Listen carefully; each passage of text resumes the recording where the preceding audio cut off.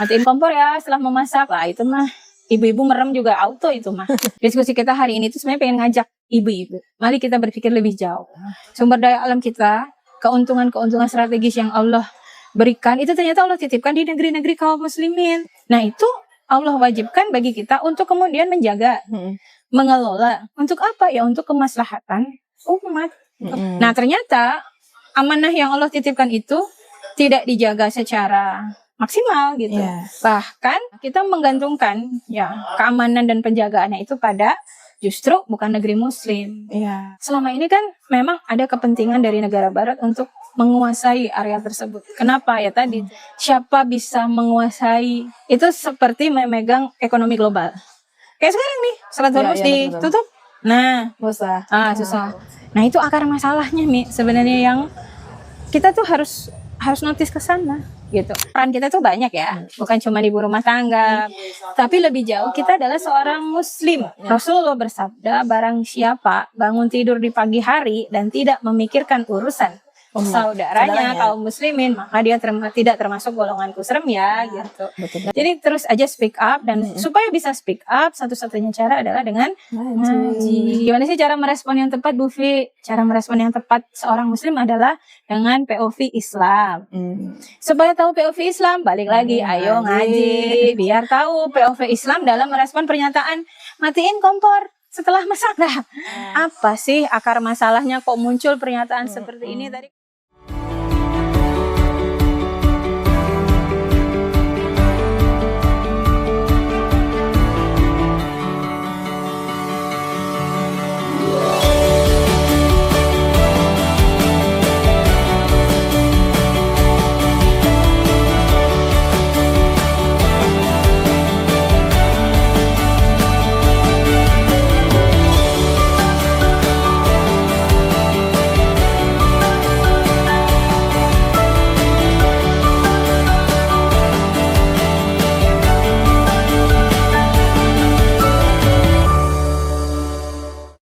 Bismillahirrahmanirrahim. Assalamualaikum warahmatullahi wabarakatuh. Waalaikumsalam warahmatullahi wabarakatuh. Alhamdulillahirrahmanirrahim. Wassalatu wassalamu ala asrafil anbiya'i wal mursalin wa ala alihi wa sahbihi ajma'in, amma ba'du. Apa kabar ibu-ibu hebat hari ini? Ibu hebat, generasi kuat, Allahu Akbar. Alhamdulillahirrahmanirrahim. Segala puji dan syukur kita panjatkan kepada Allah Subhanahu wa Ta'ala, karena atas nikmatnya, atas karunia-Nya, atas rahmatnya kita dapat berkumpul, dapat bertemu lagi dalam kajian pekanan Komunitas Ibu Hebat. Nah, untuk hari ini kebetulan kita akan membicarakan hal-hal yang memang sedang viral ya ibu-ibu. Nah, salah satunya itu adalah tentang mematikan kompor. Pada hari ini saya sudah ditemani oleh Ketua Ibu Hebat, Ketua Komunitas Ibu Hebat, yaitu Ibu Vivi Diharjo. Apa kabar Ibu Vivi? Alhamdulillahirabbil alamin, sehat, alhamdulillah. Sehat Umi? Alhamdulillah. Oh, Masya Allah. Bu Vivi tadi pagi masak apa di rumah? Masak apa ya? Ngangetin sayur deh kayaknya. Nah, biasanya ya kalau ibu-ibu ngingetin sayur suka lupa matiin kompor, bener nggak? Bu Vivi tadi gimana? Kompornya dimatiin belum? Kayaknya enggak ya, karena itu udah auto ya kalau ibu-ibu mah ya, gitu. Insya Allah nggak lupa.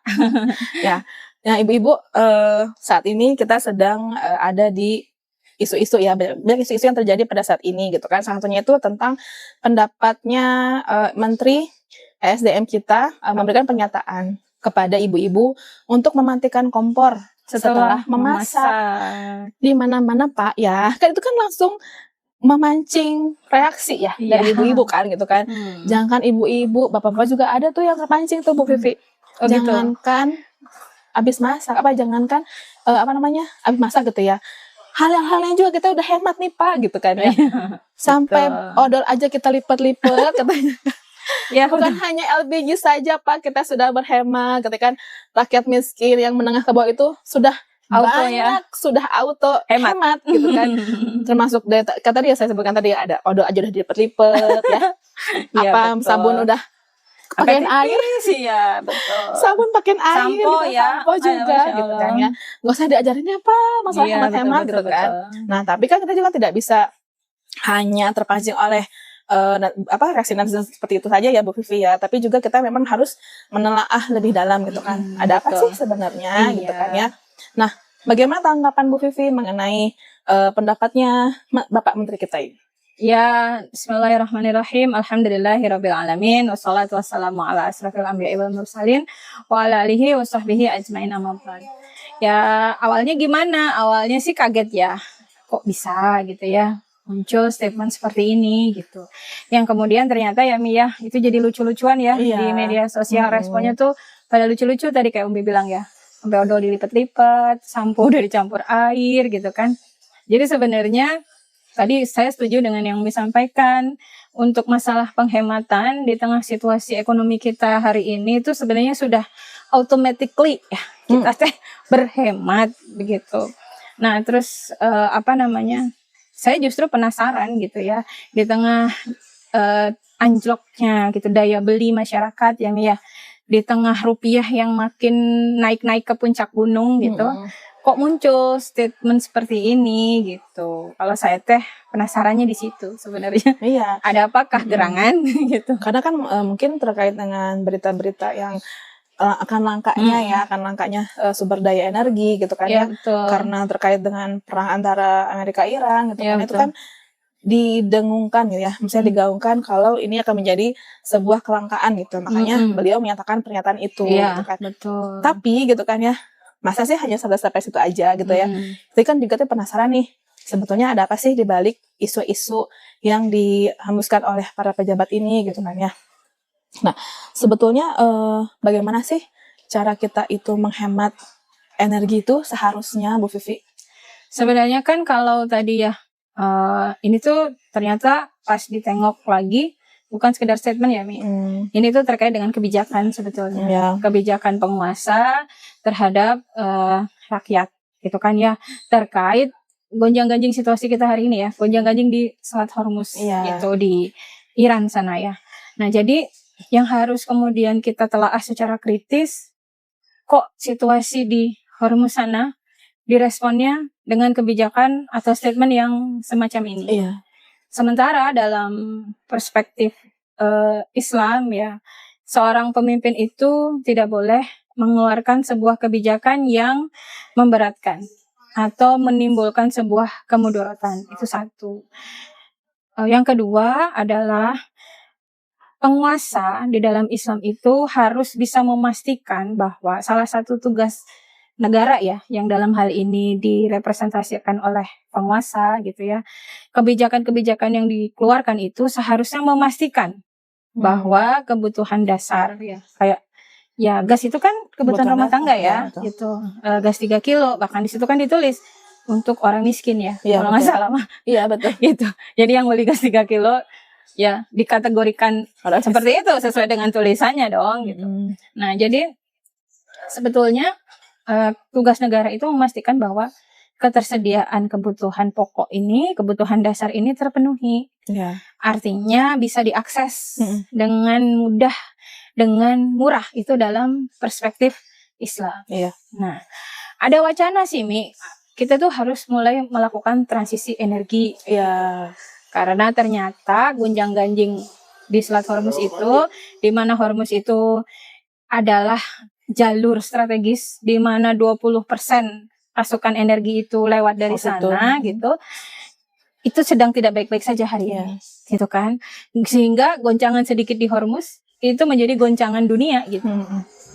Boleh-boleh aja melakukan transisi energi. Ini mungkin nanti ke depannya mungkin penguasa ya bermaksud melakukan transisi kebijakan yang dikeluarkan oleh pemerintah itu tidak boleh menyulitkan. Seperti hari ini kan ya, udah mulai sulit belum sih cari gas? Enggak ya? Kalau di Bogor belum ya. Kalau di Bogor tapi kan di wilayah lain sudah mulai sulit. BBM juga sudah mulai sulit di wilayah yang lain. Baik. Jadi intinya bahwa tadi pertanyaannya gimana sih cara kita menghemat energi? Gak usah diajarin sebetulnya Mi. Kita tuh sudah super duper menghemat, apalagi dengan situasi ekonomi kita hari ini gitu. Jadi sebenarnya nggak perlu diajarin lagi dengan statement-statement macam begini gitu. Bahkan kita harus kritis, kok bisa muncul statement seperti ini. Nah kan ada isu juga ya Bu Vivi, tadi Bu Vivi sudah sampaikan bahwa ada isu tentang pengalihan energi ya dari dari gas ini ke listrik gitu kan ya. Jadi ada beberapa mungkin ini semacam marketing entahlah ya. Kita juga kan tidak tahu ya marketing apa yang sedang digaungkan apa bagaimana, tapi memang ada isu-isu bahwa akan ada pergantian dari gas ke listrik gitu kan. Nah, saya kan bertanya ya sama ibu-ibu yang dekat-dekat rumah saya gitu ya, ibu-ibu kalau misalnya dikonversi ke kompor listrik, apakah lebih mahal? Apakah lebih mahal dengan menggunakan listrik atau menggunakan gas gitu kan? Pada bilangnya ya mahalan pakai listrik lah gitu kan ya. Listrik juga kan naik gitu, maksudnya sama aja gitu, maksudnya lebih hemat menggunakan gas kata gitu. Betul. Nah kan dia sedangkan yang digaungkan itu kan memang katanya lebih hemat katanya. Cuman ada kenaikan 30.000 aja kok kata gitu kan. Makanya saya ini berdasarkan siapa nih gitu kan. Kita kan tidak bisa hanya melihat dari satu sisi saja, tapi kan kita harus melihat dari semua kalangan kan, pada bisa atau tidak gitu kan ya. Apakah listriknya itu tersedia memadai atau tidak gitu kan. Karena kan kompor listrik aja itu kan dayanya kan gede banget. Ya minimal tuh kan 1.300 watt gitu ya, yang lebih murah kulkas. Kulkas kan paling berapa, 400 watt. Ini kan listrik kan 1.300 watt, kan lebih mahal kan dengan dayanya juga gitu kan. Belum penting harus naikin daya listrik rumahnya. Pokoknya ribet deh pokoknya gitu ya. Jadi kan sebenarnya yang saya ingin garis bawahi di sini tuh, apakah benar isu-isu ini tuh memang mengarah ke arah marketing penjualan yang lain, atau misalkan menutupi isu yang lain? Itu gimana Bu Vi? Aduh, ini perdebatannya kemana-mana ya. Ya gitu. Yang tadinya urusan penghematan, yang di dalam Islam bahwa disuruh berhemat tuh pasti ya. Kan kita memang tidak boleh berlebih-lebihan dalam segala sesuatu gitu. Tetapi catatannya tadi bahwa itu tidak boleh melahirkan sebuah kemudaratan di tengah umat, tidak boleh melahirkan kesulitan. Apalagi ini terkait dengan kebutuhan dasar dalam kacamata Islam ya gitu. Nah sekarang bergeser nih, tadi Umi cerita panjang lebar, terjadi perdebatan di antara kita. Apakah kemudian kita harus bergeser kepada energi yang lain gitu ya, tadi ya listrik dan lain sebagainya. Nah ini sebenarnya dikembalikan lagi kepada kebijakan lagi sih nih. Tadi ada tengarai gitu kan ya, ada dugaan jangan-jangan ini marketing nih gitu. Ya dalam sistem hidup kita hari ini Mi, di mana segala sesuatu itu dipandang sebagai alat untuk menghasilkan keuntungan gitu. Maka ya dugaan itu bisa saja benar gitu kan. Tadi bahasa Umi itu marketing. Ya kan, marketing produk lain gitu kan, listrik dalam hal ini, segala sesuatu yang menggunakan listrik. Ya mungkin kita bisa menduga ke arah sana. Kenapa? Karena kehidupan kita hari ini menggunakan sistem kapitalisme materialistik gitu kan, dimana kalau bisa menghasilkan keuntungan kenapa tidak?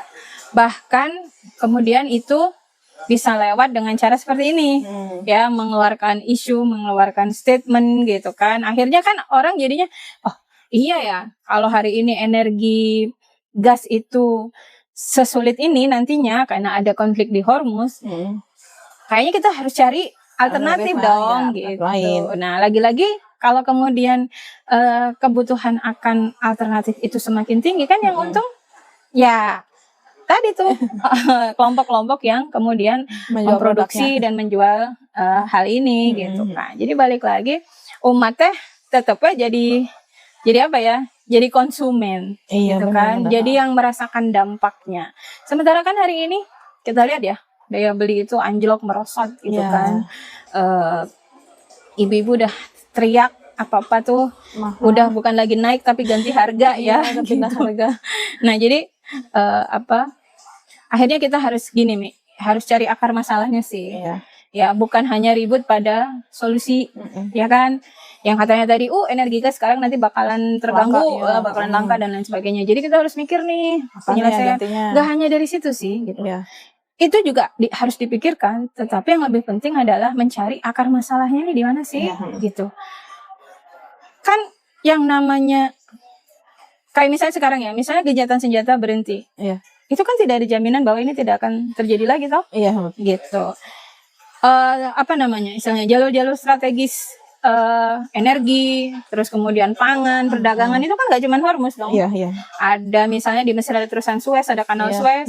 Indonesia sendiri punya loh Selat Malaka. Iya, Itu iya. kan jalur perdagangan Asia ke Eropa gitu. Kalau kita mau lebih jauh bicara, bukan hanya persoalan matiin kompor setelah masak loh. Iya. Ternyata kalau ini dipanjangin itu sampai ke arah situ nih. Bahwa ketika jalur-jalur strategis yang sebenarnya itu terletak di negeri-negeri Muslim terganggu, maka sebetulnya dunia ikut terganggu. Iya, betul. Yang harus kita pikirin adalah kok bisa begini sih, gitu. Gimana caranya, gitu. Jadi kalau tadi Umi bertanya, gimana sih Bu Fi cara menghemat energi?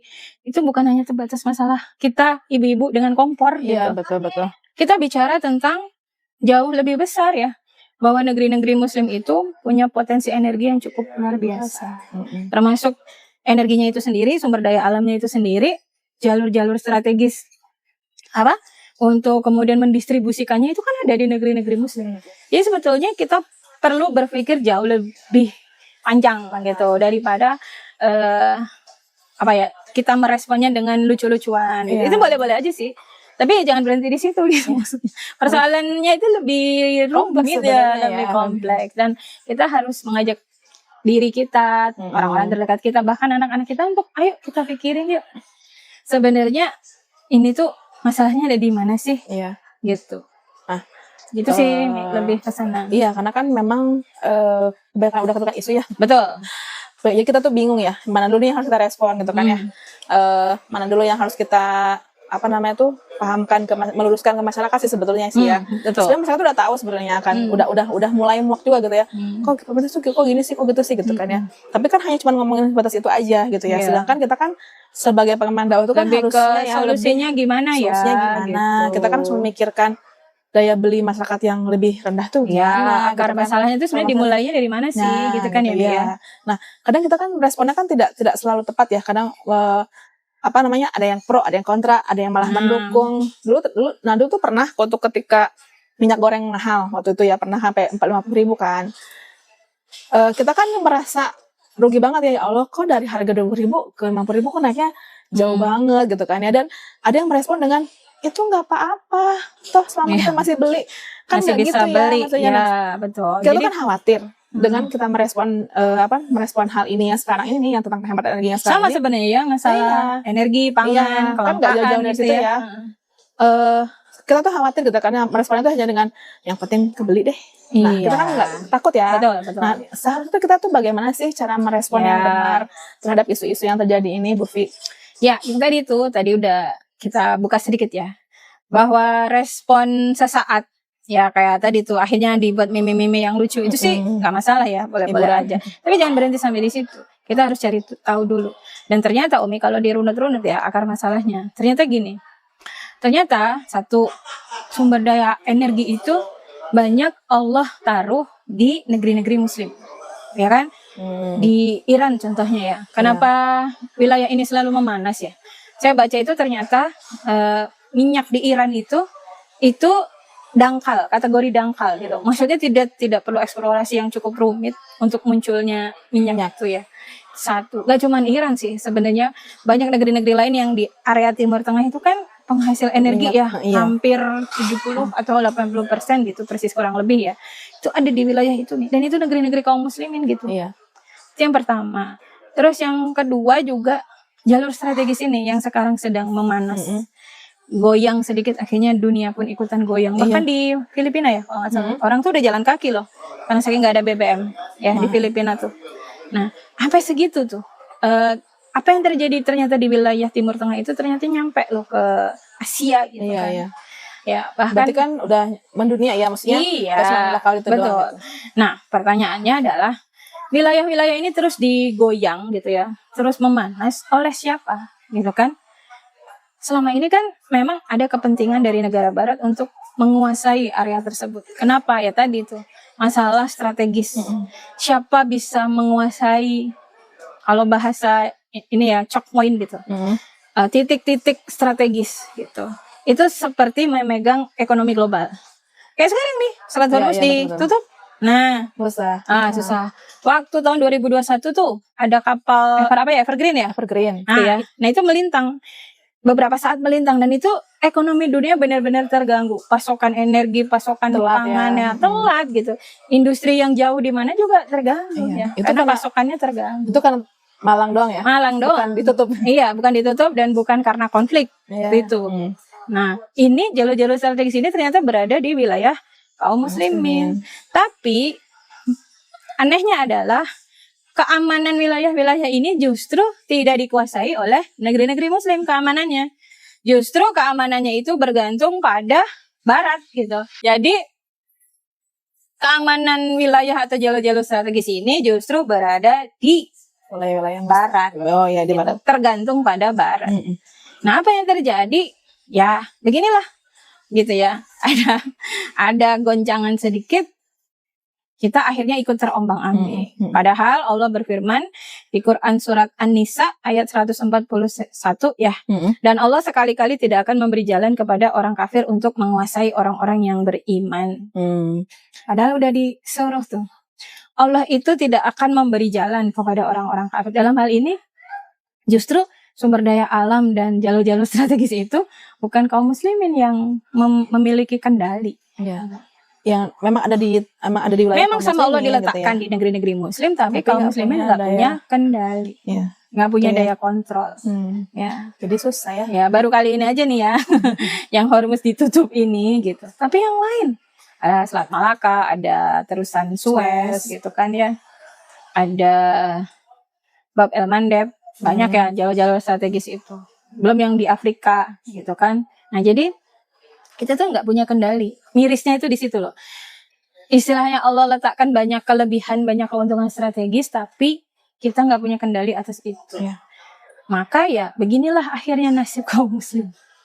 Begitu. Ya, jadi- Karena tidak ada penguasa muslim yang bisa mengontrol, mengamankan dan menguasai. Kalau kita ingat nih zamannya Muawiyah ya. Wah, sampai Utsmaniyah, angkatan laut kaum muslimin itu Masya Allah disegani loh. Iya. Sampai lahir Barbarossa Khaireddin Pasha itu kan ya, yang menguasai laut Mediterania, yang mengalahkan angkatan laut Bizantium, itu kan pernah ada, dan itu dan itu dilakukan oleh orang Islam gitu ya, umat Islam. Nah, kenapa sekarang justru keamanan laut kita itu sangat tergantung dan dipengaruhi oleh barat, sehingga terus memanas, terus terjadi konflik. Yang rugi siapa? Ya kita sendiri. Iya. Akhirnya ya tadilah muncul, kemudian matiin kompor ya setelah memasak lah, itu mah ibu-ibu merem juga auto itu mah. Ya nggak sih? Iya, gak usah disuruh Nggak Pak usah disuruh. gitu kan ya. Ibu-ibu mah Ada auto. Nggak mungkin habis masak di diamin kan. Betul, ya, malah ada tips berapa menit itu untuk Iya. menghemat apa itu kan? hemat energi. Iya. Iya, benar, cara masak daging yang 3 Nah, itu kan untuk menghemat Bapak. Iya. Ya gitu. Jadi akar masalahnya bukan di matikan kompor ya. solusinya itu bukan matikan kompor setelah masak. Solusinya adalah bagaimana kemudian keuntungan strategis yang Allah berikan kepada kaum muslimin itu bisa kita kuasai, bisa kita kendalikan gitu. Sehingga kita tidak bisa dimain-mainkan seperti sekarang ini gitu maksudnya. Oke. Gitu, Umi. Insya Allah. Jadi tercerahkan ya ibu ya. Jadi memang akar masalah itu bukan hanya sekedar matikan kompor aja Betul. gitu ya. Kompor mah tuh mah udah ya Allah Pak, nggak usah kasih Udah lagi, auto kita ya. Pasti dimatiin gitu kan ya. Betul. Ya sebenarnya apa namanya, kebijakan-kebijakan yang lain kan juga memang berpengaruh nih sama hal-hal yang seperti ini gitu kan ya. Kita mungkin hanya sekedar diarahkan opini kita tuh matikan kompor gitu. Tapi apa namanya, sebetulnya gitu ya, ada masalah yang lebih besar lagi yang sebetulnya tuh bukan hanya sekedar matikan kompor aja gitu ya. Sebenarnya dari dulu ya ada kayak mematikan listrik, mematikan air kan sebenarnya tuh udah ada dari dulu Hemat juga energi. gitu. Hemat energi itu sudah ada dari dulu gitu kan ya. Maksudnya kok yang lucunya tuh kenapa tiba-tiba matikan kompor ya? Jadi diskusi kita ya Mia, mau nambahin dikit. Diskusi kita hari ini tuh sebenarnya pengen ngajak ibu-ibu. Mari kita berpikir lebih jauh.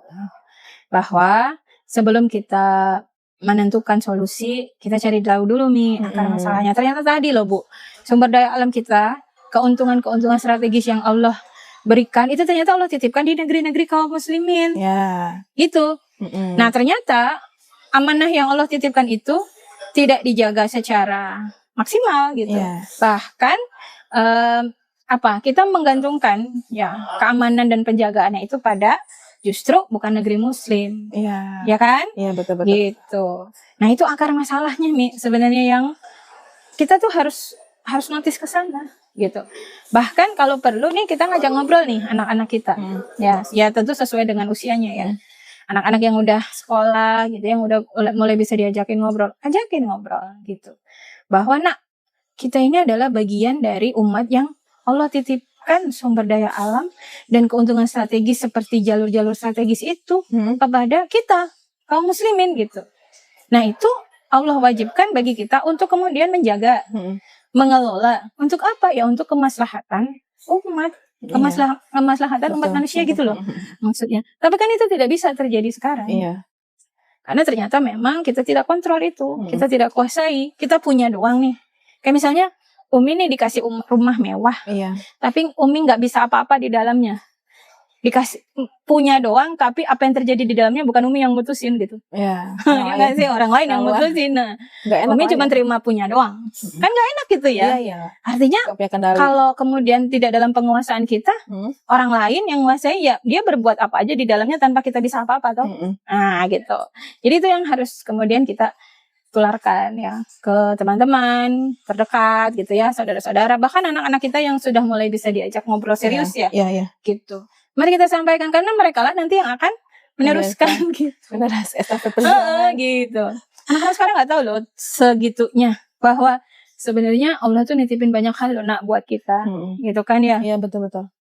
Sumber daya alam yang luar biasa, jalur-jalur atau wilayah-wilayah yang strategis. Nanti kalau belajar lagi geopolitik ada choke point gitu kan, ada ibarat megang botol, kalau botolnya makin dicekek kan nggak bisa keluar tuh isinya gitu. Setiap negara akhirnya dengan peristiwa Hormuz ini kan akhirnya cari cara untuk survive. Padahal peristiwa semacam ini selama kaum muslimin tidak menguasai, mengelola, mengontrol ya kan terus seperti ini sebenarnya. Oke. Nah, ini pertanyaan terakhir sebelum terakhir. Nah, boleh. Tadi kan Bu Mika sudah memaparkan tentang sumber-sumber daya ya yang sebenarnya itu kan ada di tanah-tanah kaum muslimin gitu kan ya. Sebetulnya kan itu menjadi sebuah modal ya, sebenarnya modal untuk negara itu membiayai sendiri negaranya betul. Dan didistribusikan dengan baik untuk umatnya gitu. Sebetulnya kan gitu ya gitu. Tetapi kan ini karena ada sistem yang memang kapitalis ini gitu kan ya, yang memang semuanya itu harus serba diuangkan gitu ya. Yang pemilik modal ini pengen balik modal dan pengen ya menimbun harta lah gitu kan. Dia kan dijual secara privat gitu ya, dijual ke asing, ke sana ke sini gitu kan ya. Yang tadinya tuh harusnya untuk rakyat gitu kan ya, ini malah untuk kepentingan pemodal gitu. Nah, sebetulnya gitu ya dalam Islam itu bagaimana sih Islam mengatur, mengelola sumber daya alam ini sehingga bisa sebetulnya tuh terdistribusikan dengan baik seharusnya gitu. Betul. Jadi ingat tadi yang diomongin Umi itu sebenarnya isi Quran surat Al-Hasyr ayat 7. Yang berbunyi supaya harta itu jangan beredar di antara orang kaya saja di antara kamu. Nah, jadi memang tidak boleh tuh. Nih ada ayatnya ya? Iya, ada ayatnya. Allah melarang sumber daya alam itu berputar hanya di orang-orang kaya aja atau orang-orang yang punya modal aja. Sementara sistem kita hari ini kan tadi Umi bilang ya, kapitalis. Memang apa-apa harus menghasilkan keuntungan. Kemudian yang bisa berkuasa adalah orang-orang yang punya modal, gitu kan, yang menguasai. Nah, maka untuk tadi bagaimana sih supaya pertanyaannya ya, sumber daya alam yang tadi diletakkan di negeri-negeri kaum muslimin itu bisa memberikan manfaat bagi umat gitu. Ya kembalilah lagi kepada aturan Islam dalam mengelola sumber daya alam. Cara Islam itu adalah yang pertama mengkategori kepemilikan. Ya Mi ya.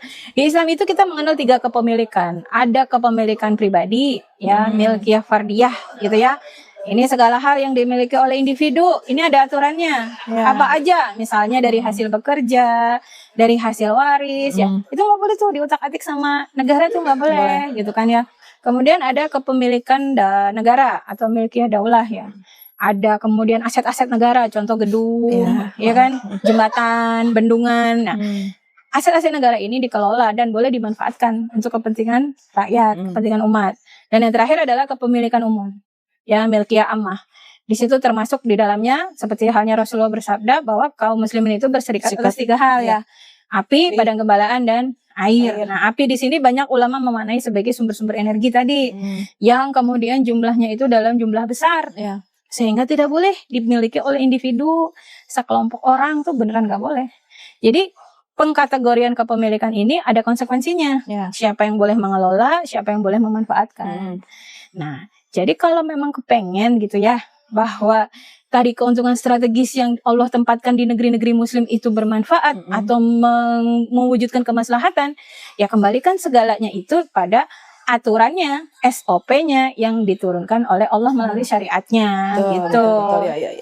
Jadi harus begitu, karena selama sistemnya memberi karpet merah pada modal, gitu, maka orang-orang yang tidak punya modal tidak akan bisa mendapatkan maslahat. Ya, tidak akan. Gitu. Bisa kok Bu beli gas tadi bilang. Yang penting meskipun minyak goreng 50.000 nggak apa-apa. Bisa kebeli asal. Ya, yang asal kebeli. Nah, ngomong asal kebeli itu tadi benar. Kita masih melihat pada diri kita sendiri. Sedangkan Rasulullah bersabda bahwa kaum muslimin itu seperti satu tubuh ya. Iya. Ketika satu bagian sakit, maka seluruh tubuh akan merasakan demam gitu kan. Nah, artinya ya iya kita bisa beli. Kita nggak nengok tuh tetangga kita, ya kan? Orang lain yang akhirnya kesulitan, ya nggak sih? Nah, jadi tadi balik lagi bahwa apa yang hukum-hukum yang Allah turunkan itu nggak mungkin istilahnya membuat kita tuh menjadi susah. Justru hukum-hukum atau syariat itu diturunkan karena tadi untuk umat manusia ini gitu ya bisa kemudian menikmati kemaslahatan. Yang kita sebut selalu ya, kita doain selalu Islam rahmatan lil alamin. Jadi Islam itu menjadi rahmat bagi seluruh alam ketika syariat Allah itu memang betul-betul diterapkan. Tidak hanya dalam hablum minallah, hubungan kita dengan Allah, tidak hanya kemudian hubungan kita dengan diri kita sendiri, tapi juga sampai kepada hubungan kita dengan orang lain ya. Tadi itu hablum minannasnya, ekonominya, politiknya, pertahanan keamanannya, politik dalam negerinya, politik luar negerinya. Jadi Islam itu sebenarnya komplit. Nah, sekarang mungkin ya pertanyaannya adalah apa yang kita bisa lakukan sebagai individu? Iya. Gitu kan? Karena meskipun kemudian pengelolaan sumber daya alam itu tidak bisa dilakukan oleh individu, gitu kan, hanya bisa dilakukan oleh negara, tapi kan ada amalan-amalan yang bisa dilakukan oleh individu. Contoh yang kayak sekarang nih, kita ngebahas ini nih, Mi. Kita ini kan individu-individu ya, gitu. Kita tidak akan juga bisa mengelola itu. Tapi dengan menyuarakan seperti ini, dengan menyampaikan seperti ini, menyebarluaskan, itu sebenarnya kita sedang berupaya supaya tadi Islam itu bisa diterapkan. Nah, ketika Islam diterapkan, maka yang tadi kita harapin itu bahwa sumber daya alam itu bisa menjadi maslahat bagi semua. Nah, gitu. Jadi betul yang bisa mengelola, bisa memanfaatkan itu negara. Tapi amalan individunya apa? Ya kita sebarluaskan syariat ini. Islam punya loh syariat tentang pengelolaan sumber daya alam. Islam melarang loh sumber daya alam itu hasilnya hanya berputar di sekitar orang-orang kaya yang punya modal aja. Islam tuh mengharamkan itu. Tidak boleh kemudian sumber daya alam dikonsesi pada sekelompok orang, itu nggak boleh banget, ya kan? Nah, sudah belum sih kita nyampein yang ini, gitu. Kita nggak tahu ya, kalau bahasa anak sekarang mah FYP-nya sampai mana? FYP. Ya, yang jelas gini, jangan diem aja. Biar tahu semakin banyak tentang bagaimana Islam mengelola sumber daya alam, bagaimana Islam mengelola lingkungan, ya ngaji, ya kan ya? Bagaimana kita tahu ilmunya kalau kita nggak cari gitu? Carinya di mana? Carinya tentu di tempat-tempat kajian, ya nggak sih? Ya, jangan nunggu ya. Jangan nunggu. Jangan nungguin datangnya ilmu, tapi kita yang harus nyari ilmu. Cari, dikejar gitu, supaya kita bisa speak up. Ya. Kita bisa sampaikan kepada orang-orang terdekat, kepada anak-anak kita. Ya, siapa tahu. Ya kan tadi nggak tahu FYP-nya sampai mana. Siapa tahu Bapak Presidennya dengar. Kan kita nggak pernah tahu ya. Gitu.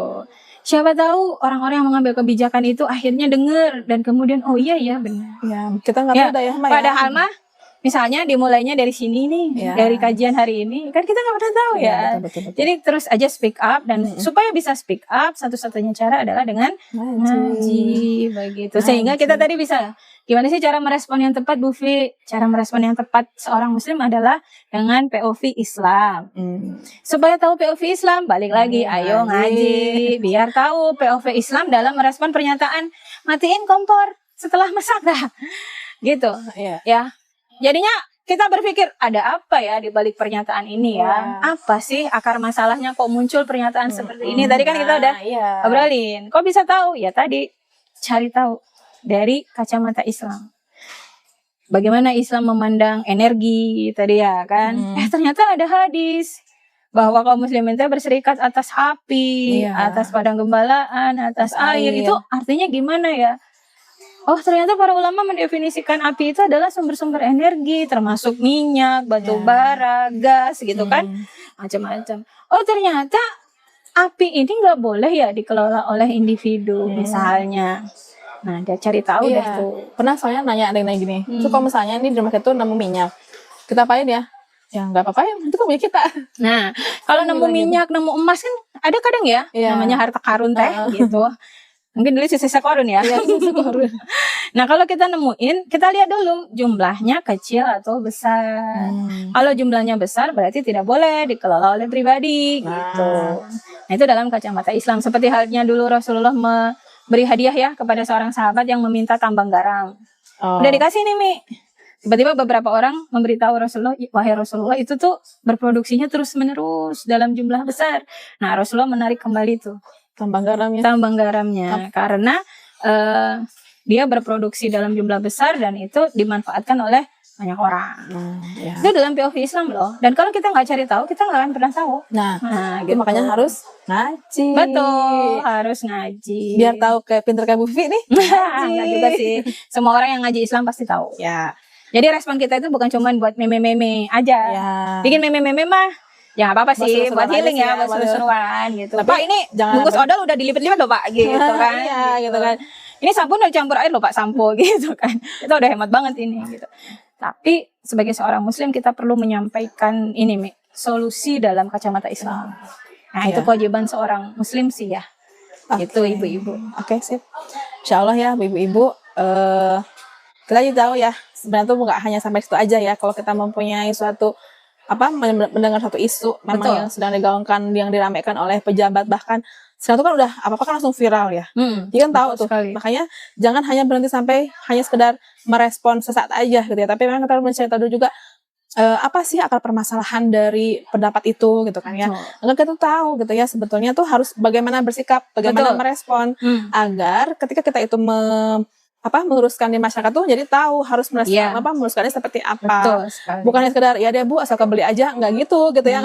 Tapi ya alhamdulillah bisa kebeli, tetap bersyukur ya. Kita bersyukur gitu. Tapi enggak berhenti di situ gitu kan ya. Kita harus melihat juga nih yang di bawah-bawah misalkan yang ya itu teman kita bisa beli enggak, saudara kita bisa beli kan. Malahan apa sampai ada usahanya tutup, kurang modal gitu kan, karena mahal. Ya gitulah ya, maksudnya gini. Peran kita itu banyak ya, bukan cuma ibu rumah tangga, bukan cuma ibu dari anak-anak, bukan cuma istri dari suami, tapi lebih jauh kita adalah seorang muslim. Ya, yang Rasulullah bersabda, barang siapa bangun tidur di pagi hari dan tidak memikirkan urusan saudaranya kaum muslimin, maka dia tidak termasuk golonganku serem ya, gitu. Nggak diaku nih sama Rasul. Iya, jadi berpikir bahwa yang penting bisa beli, itu kayaknya perlu ngedenger hadis ini deh gitu ya. Begitu. Jadi insya Allah kita bisa beli. Tapi kita juga khawatir gitu. Kita juga memikirkan yang lain bisa beli juga enggak gitu. Kalau semua bisa beli kan kita nggak tahu ya. Betul. Lebih lagi gini sih. Sumber daya alam itu titipan loh. Ya nggak sih? Betul. Nah, namanya titipan kan nanti akan diminta pertanggungjawabannya nih. Nah, gitu. Jadi kita harus yang menitipkan. Kok jadi begini? Iya. Kok jadinya yang menikmati cuma segelintir orang aja gitu.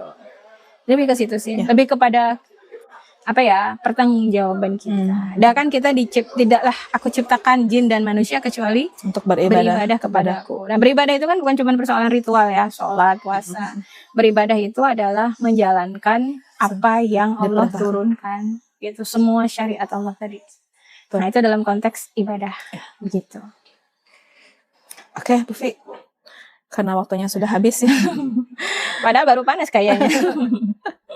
Ini keterbatasan waktu juga ya. Alhamdulillah ya, kita sudah mendengarkan pemaparan dari Bu Vivi mengenai bagaimana kita itu harus merespon isu-isu dan bagaimana kita harus meluruskan di masyarakat gitu kan ya. seharusnya seperti apa gitu kan ya. Nah baik ibu-ibu, alhamdulillah alamin, kita sudah sampai di penghujung waktu.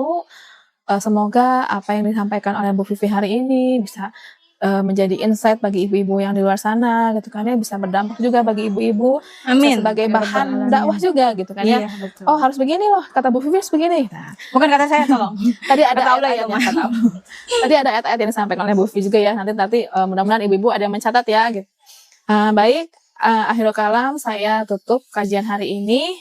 Terima kasih banyak Bu Vivi. Sami-sami. Sehat selalu. Amin. Tutup dengan bacaan alhamdulillah, istighfar dan doa untuk majelis. Alhamdulillahirabbil alamin. Astagfirullahaladzim, subhanakallahumma bihamdika, Asyhadu an la ilaha illa anta astaghfiruka wa atubu ilaik. Assalamualaikum warahmatullahi wabarakatuh. Waalaikumsalam.